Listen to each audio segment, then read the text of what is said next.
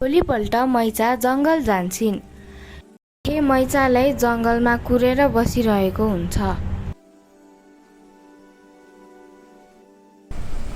त्यसपछि युवकले दानवको रूप धारण गर्छ।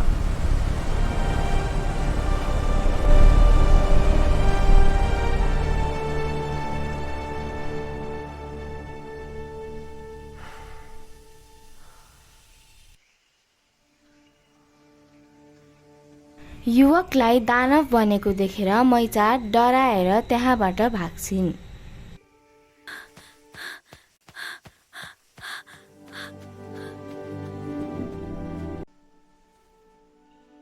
दानव निराश हुन्छ।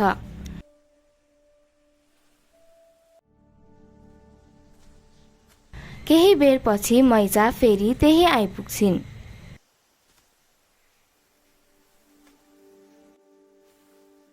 मैचाले आफू डराएर भागेकोमा लाखेसँग माफी माग्छिन्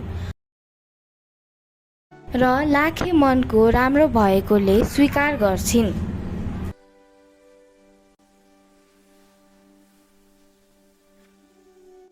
मैचा र युवक खेतमा भेटिरहेको कुरा मजिपाभरि हल्ला हुन्छ।